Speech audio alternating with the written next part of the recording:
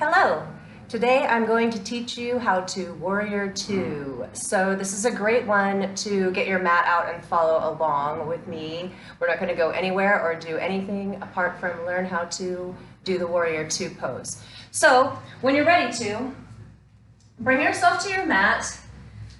Put yourself in the center of it so that the mat is lengthwise. And then step your feet as far as they're willing to go.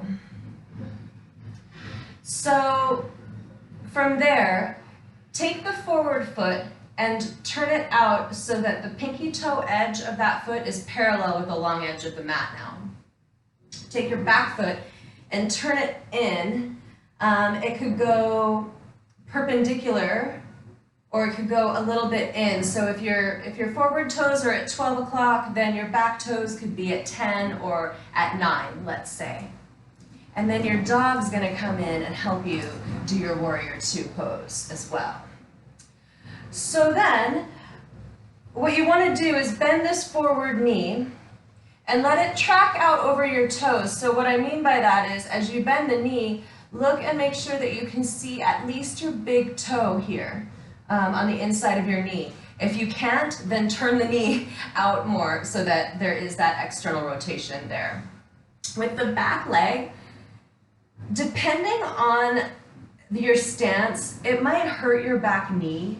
This leg needs to be really strong. If you find that you get into this pose and you bend the forward knee and then the back knee starts to hurt, try just tapping this back foot out a little bit and giving your hips some more room. You might find that you can actually sink down in there a little bit more. That's actually how I put together my pose.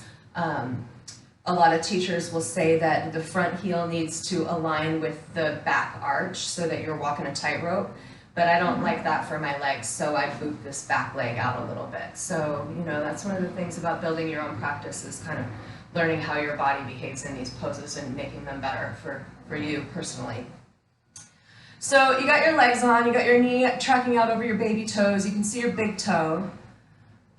Your back leg is really, really strong, super powerful, and you're reaching into the pinky toe edge of this back foot, so there's this sort of rolling open that happens, and the inner thigh is then kind of recruited in this whole thing. Right arm forward, left arm back, and then from here, feel your shoulder blades behind you, feel them plugged together, so that what ends up happening is your heart lifts and opens up. So arms go out to either side and then plug your shoulder blades together and draw those shoulders back and down away from your ears.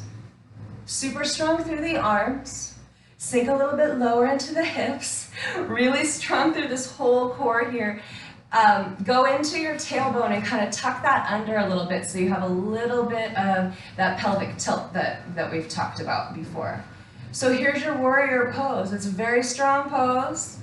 You can breathe with it. You can inhale and come out of it a little bit and exhale and sink into it a little bit deeper.